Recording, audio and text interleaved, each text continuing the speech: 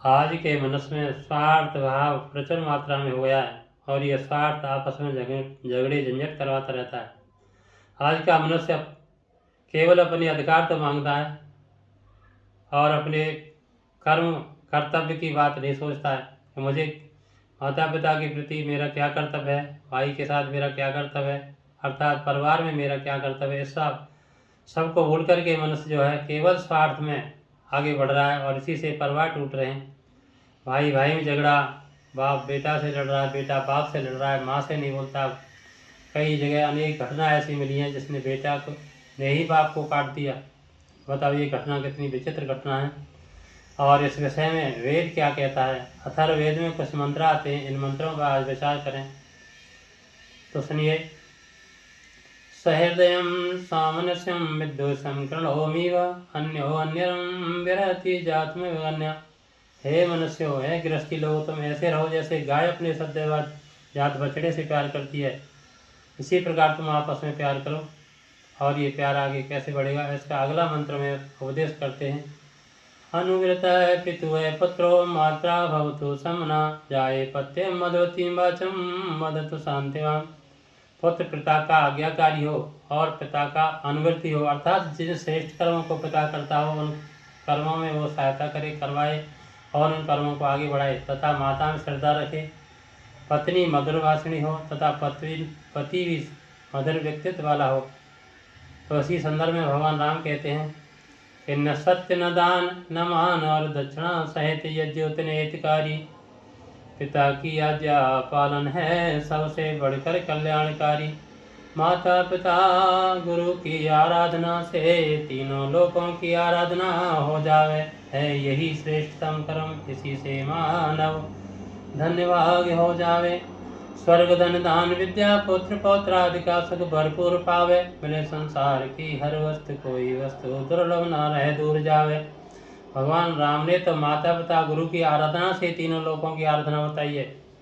अब बताइए, परिवार इन विचारों से ही चल पाता है।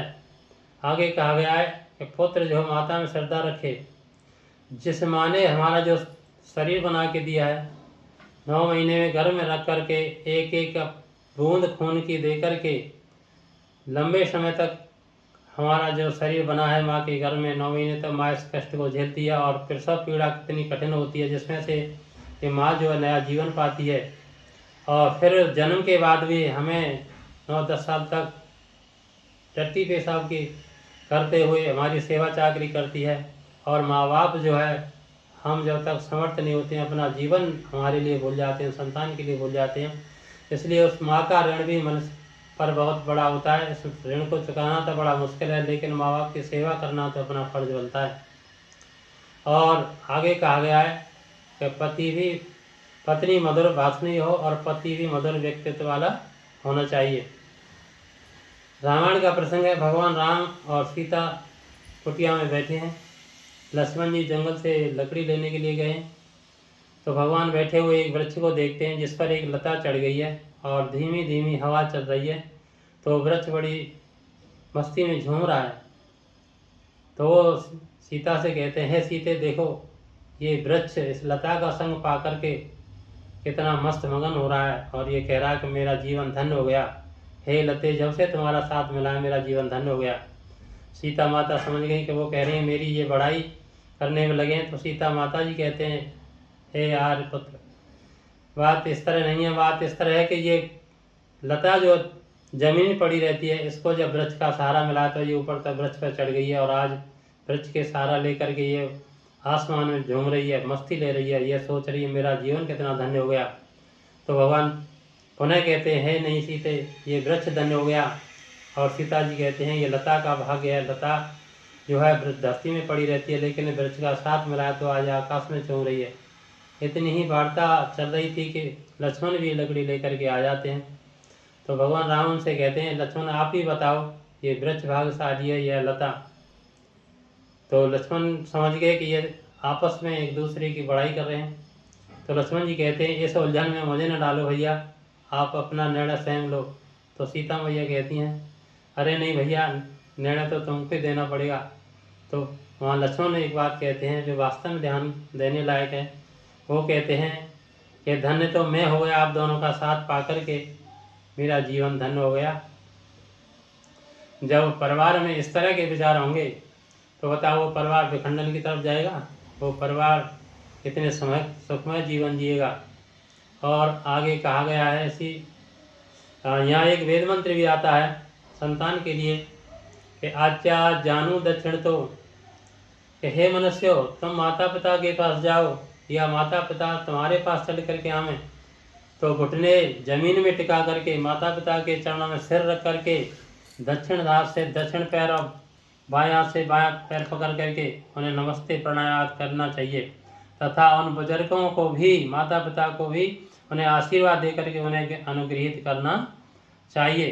ये वेदों का आदेश है। जब हम इन परंपराओं को छोड़ते हैं, इन परंपराओं को तोड़ते हैं, तो वहीं दुख पैदा होता है, वहीं परिवार टूटते हैं। और अगले मंत्र में कहा गया है माँ भ्राता भ्रातरम दक्षिण माँ सुसार मत समयंचा। हे मनुष्यो तुम भाई भाई आपस में कभी झगड़ा मत करो, बहन भाई आपस में मत लड़ो। ये जीवन जो मानव जीवन बड़े ही पुण्य कर्मों से मिलता है, इसलिए जीवन का आनंद लो, लड़ाई झगड़े मत करो। आजकल जो है भाई भाई में कितना बड़ा द्वेष है, मुकदमा चल रहे हैं, मार काट हो रही है, एक दूसरे पर प्रहार कर देते हैं। जबकि भगवान राम ने कितने बड़े साम्राज्य को छोड़ करके वन के लिए प्रस्थान कर दिया था, और भरत ने भी उस राज्य को स्वीकार नहीं किया। सारा 14 वर्ष का जो समय था वो नंदीग्राम में रह करके और कंदमूल खा करके व्यतीत कर दिया। ये था भाई भाई का प्रेम। और आज छोटी छोटी बातों को लेकर के, छोटे छोटे बंटवारे को लेकर के पैतृक संपत्ति पर इतना झगड़ा कर बैठते हैं कि मांस मरने की नौबत आ जाती है। इसलिए हे मनुष्यों वेदों की ओर लौटो और उपदेशों को अमल में लाओ, जीवन को अपना सुखी बनाओ, क्यों इन झंझट में पड़ते हो।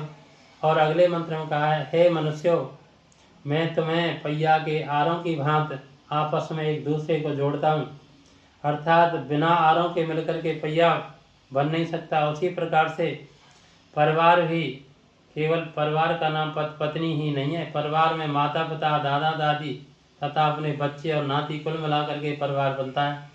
जैसे परिवार बनता है वैसे पहिया आर्य लग करके पूर्ण होता है, उसी तरह से ये परिवार है। इसलिए हे मनुष्यों तुम एक दूसरे के बिना अपूर्ण हो और तुम्हारे मिलकर के ही परिवार की शक्ति है। इसलिए आपस में प्रेम बढ़ाओ, सद्भाव बढ़ाओ। मैं तुम्हें आर्य के चक्र की बात जोड़ता हूँ। वेद का आदेश, वेद का उपदेश कितना सुंदर उपदेश है। यदि हम वेदों की ओर लौटें, अपनी संस्कृति की ओर लौटें, तो हमारे परिवार में फिर से वही सुख समृद्धि बढ़ेगी, सम्मान बढ़ेगा, एक दूसरे के प्रति आदर बढ़ेगा, और ये झगड़े झंझट आज जो हो रहे हैं ये समाज से खत्म हो जाएंगे। और ये सब स्वार्थ भावना से होता है। बच्चे में जब बचपन से ही संस्कार डाल दिए जाएं त्याग भावना के, तो ये स्वार्थ भावना में कभी आएंगे नहीं, और अपना अधिकार मांगने के बजाय वो अपना कर्म करना अधिक श्रेष्ठ समझेंगे। और कर्म करते हुए एक दूसरे को प्रेम चाहते हुए कोई किसी के प्रति जब गलत भाव नहीं पैदा हुआ तो वो परिवार सदा उन्नति करते हैं और बड़े प्रेम से ही चलते हैं। ऐसे परिवार बड़े दुर्लभ देखने को मिलते हैं। इसलिए हे मनुष्यों वेदों की ओर लौटो, वेदों के ऐसे उपदेशों को समझने का प्रयास करो। ये परिवार जो है वास्तव में वो एक ऐसी कड़ी है जिसको हमें बखेरना नहीं चाहिए। परिवार ही वो शक्ति है, संगठन शक्ति जिसे कहते हैं। यदि हम परिवार में हैं तो हम अकेले नहीं हैं, हमारी साथ वो शक्तियां हैं। और जब ऐसे परिवार होते हैं तो वहाँ दैव शक्तियाँ भी सहयोग करती हैं, और वो मनुष्य हमेशा उन्नति की ओर बढ़ता है, कभी दुखों में नहीं फंसता। अकेला व्यक्ति हमेशा ही दुखों में फंसता है। ये ध्यान करो, ये लोभ वृत्ति, ये स्वार्थ वृत्ति जो है मनुष्य को बड़े दुखों में फंसाती है। इसलिए हे मनुष्यों स्वार्थ को त्याग करके हमेशा एक दूसरे की सहायता में अपनी सहायता समझो। और ये वेदों का कितना सुंदर उपदेश है कि अपनी उन्नति से ही उन्नति ना समझो, दूसरों की उन्नति में ही अपनी उन्नति समझो। और सदा सत्य वचन या सत्य कर्म को अपनाने का प्रयास करो, असत्य कर्म को छोड़ने का प्रयास करो। आज हमें जो दुर्भाव भर गए हैं, हमें जो दुर्गुण पैदा हो गए हैं बिना संस्कारों की शिक्षा के, ये न तो आजकल गुरुकुल की शिक्षा रही है जहाँ की संस्कार दिए जाते थे, और न परिवारों में ही माता पिता को इतना समय मिलता है। माता पिता भी अपने मोबाइल में व्यस्त हो रहे हैं, बच्चे भी अपने मोबाइल में व्यस्त हो रहे हैं, और इंग्लिश शिक्षा जहाँ की भारतीय संस्कारों का चौपट कर दिया गया है, ये शिक्षा भी मनुष्य को अपने स्वार्थ की तरफ खींचते जा रही है। और ये स्वार्थ बढ़ते बढ़ते मनुष्य जो परिवारों में लड़ते हैं, बाहर लड़ते हैं, हर जगह झगड़ा लड़ाई बखेड़ा सब चलता है। गुरुकुल प्रणाली में अर्थात पहले जो पढ़ाई हुआ करती थी उसमें संस्कारों का विशेष महत्व था। पढ़ाई के साथ साथ संस्कार दिए जाते थे, जिससे कि परिवार सालों साल हमेशा ही प्यार से हमेशा चलते थे। और वो प्रणाली हमको फिर से अपनानी पड़ेगी, अन्यथा रोजाना कचहरी दरबार मार काट के मचती रहेगी और परिवार कभी सुखी नहीं रह सकते। हे मनुष्यों, बार बार यही अनुरोध है, आप अपने परिवार में संस्कार डालो। बच्चों पर संस्कार यदि डालोगे तो बुढ़ापे में आपका बुढ़ापा सुखमय व्यतीत होगा।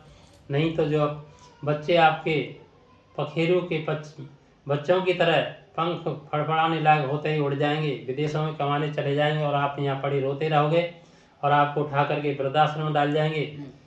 ये वृत्ति यदि आपकी सुधर नहीं पाई, यदि संस्कार ना दिए गए बच्चों को, तो समझ लिए आपका जीवन ख्वार होने वाला है, बुढ़ापा आपका ख्वार होने वाला है। बैठ करके रोने के सिवा दूसरा चारा मिलेगा नहीं। इसलिए हे मेरी बहनों और भाइयों, विशेषकर बच्चों के संस्कारों पर जोर दो। जो माँ अपने बच्चों को संस्कार नहीं देती है वो माँ बहुत ही दुख पाती है। वास्तव में माँ वही माँ है, क्योंकि कहा गया है कि माता निर्माता भवती। वह माँ वही है जो वास्तव में बच्चों का निर्माण करे, सत्य का उपदेश करे। और जो अपने बच्चों को सत्य का उपदेश नहीं देते हैं वो बड़ा ही दुख पाते हैं, वृद्धाश्रम पड़े पड़े रोते रहते हैं। देखा है, हालत खराब है। कहते हैं बच्चे विदेश चले गए, हम यहाँ के, हमको इसमें वृद्धाश्रम डाल गए। बताओ ये हालत किसने की? ये दोष हमारा है, हमने बच्चों के संस्कारों को नष्ट किया है। बच्चे जो है हमारे जब पैर छू करके नमस्ते आदि करके घर से निकलते थे, हमने उसको छुड़वा करके हेलो हाय सिखा दिया, बाय बाय कहना सिखा दिया। ये संस्कार किसने खत्म किए? बच्चे बैठ करके कहानियाँ सुनते थे बड़े बूढ़े दादा दादी से, जिनमें के संस्कारों की बड़ी शिक्षा अच्छी होती थी। उन संस्कारों को भूल करके आज हम केवल मोबाइल तक सिमट गए हैं। हम स्वयं भी मोबाइल में घिरे बैठे रहते हैं, बच्चे अपने मोबाइल में घिरे बैठे रहते हैं, जहाँ के आपस का ना तो संवाद होता है। जब बातचीत नहीं होगी, संस्कार की कोई ऐसी चीज़ें जब सिखाई नहीं जाएंगी बच्चे, तो बच्चे संस्कारी शिक्षा से दूर रह करके अंग्रेजी शिक्षा पढ़ते पढ़ते केवल कमाने की धुन मन में बदती है, और वो देश में कमाएंगे, विदेश चले जाएंगे, आपको यहाँ छोड़ करके वो अपना काम देखेंगे। तुम्हारी तरफ देखने का कोई काम उनका है ही नहीं। जो बच्चे संस्कारी बच्चे होते हैं वो चाहे सुख में रहें या दुख में रहें, विदेश कमाएं या स्वदेश कमाएं, वो बच्चे अपने माँ बाप को एक पल के लिए नहीं छोड़ते हैं। उनका सुख दुख माँ बाप के साथ होता है, चाहे उन्हें आधी रोटी मिले या भरपेट भोजन मिल जाए, अथवा कितना भी ऐश मौज हो, लेकिन वो अपने परिवार को अर्थात माता पिता को कभी धोखा नहीं देते। वो अपने माता पिता के सुख में ही अपना सुख समझते हैं।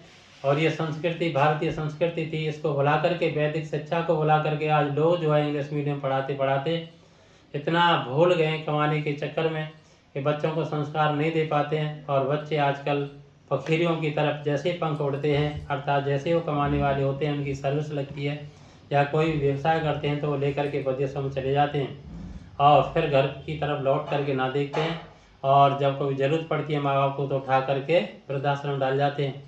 कई घटना तो ऐसी हुई हैं, एक पिता के 2 बच्चे थे, दोनों विदेश कमा रहे थे और माता पिता यहाँ भारत में रह रहे थे। जब माँ की मृत्यु हो गई तो यहाँ से संदेश गया कि आपकी माँ की मृत्यु हो गई, आप आ जाओ उनके दाह संस्कार कराने के लिए। तो बड़े भाई ने छोटे भाई को भेज दिया, तुम चले जाओ उसका दाह संस्कार करा देना। जब पिता ने पूछा कि बड़ा भाई क्यों नहीं आया, तो छोटे ने बताया कारण कि वो उसने कह दिया है कि माँ की मृत्यु हुई तो आप संस्कार करा दो जा करके, और जब पिता की मृत्यु हो तो मैं चला जाऊँगा। इस बात को सुनकर के पिताजी ने अपनी रिवाल्वर निकाली और एक कमरे जाकर तुरंत सुसाइड कर लिया। और सुसाइड करने से पहले एक नोटबुक लिखा और उस पर लिख दिया, जब तुम हम दोनों की अंत्येष्टि संस्कार में नहीं आ सके, तुम माँ के संस्कार में नहीं आ सके, तो जब तुम्हारी माँ बीमार थी तो मैं उनकी देखभाल करता रहा और जब मैं बीमार होऊंगा अर्थात मैं मरूंगा तो मेरी देखभाल करने कौन होगा, या कुत्ते हमारी लाश को खा जाएंगे। इसलिए आज तुम्हारा अनाप हमेशा के लिए फ्री कर देता हूँ। और उस बुड्ढे ने अपने में गोली मार ली और दोनों का बुड्ढों का अंतिम संस्कार एक दिन हो गया। ध्यान रखिए, ये सब संस्कारों की कमी है। ये अपनी ही कमी है। हम जब संस्कारों से विहीन करते हैं संतान को, तो संतान हमारी तरफ कभी ध्यान देने वाली नहीं है। इसलिए हे मनुष्यों, लौटो, संस्कारी शिक्षा की तरफ लौटो। जीविका तो चलाने के लिए कोई भी मनुष्य अपनी जीविका भारत में भी कमा लेगा, कहीं भी कमा लेगा, जैसा भी होगा वैसा। जीविका अनेकों प्रकार की होती हैं, लेकिन जीवन चलाना और बुढ़ापे में सहारा लेना यदि चाहते हो तो अपनी संतानों को संस्कारी शिक्षा दो, वरना उसी तरह रोना पड़ेगा जिस प्रकार से वृद्धाश्रम में लोग पड़े पड़े रो रहे हैं और दोष परमात्मा को देते हैं। ये दोष परमात्मा का नहीं है, ये दोष हमारा है। हम बच्चों के संस्कारों को खत्म कर रहे हैं। हम बच्चों का संस्कार जो भी थोड़ा बहुत है उनमें भारतीय संस्कृति, उसे भी हम नष्ट करना चाह रहे हैं। उनको हलो हाय सिखाने के अलावा हम और कुछ सिखाते नहीं। ये हम गलती हमारी है, हम संस्कारों को नष्ट कर रहे हैं। इसलिए संस्कारी शिक्षा की तरफ लौटो। हे मनुष्यों, बार बार यही निवेदन है, यदि वास्तव में बुढ़ापा सुखमय जीना है तो अपनी संतानों को संस्कार दो, संस्कारी शिक्षा पढ़ाओ। या तो जो विद्या भारती के विद्यालय हैं उनमें अपने बच्चों को पढ़ाओ, अथवा गुरुकुल जहाँ विद्यालय में संस्कार दिए जाते हैं उस विद्यालय में या जहाँ भी पढ़ा लोगे ऐसी संस्कारी शिक्षा, या घर पे भी संस्कार देते रहो, तो समझ लिया आपका जीवन सुखमय जीवन व्यतीत होगा। आपका जवानी में जो जीवन बीता उससे भी अधिक सुखमय जीवन आपका बुढ़ापे का जीवन बीतेगा। ये आज हम इस प्रकार की गारंटी देना चाह रहे हैं आपको, नहीं तो इसी तरह के दुख उठाने पड़ेंगे। इति ओम।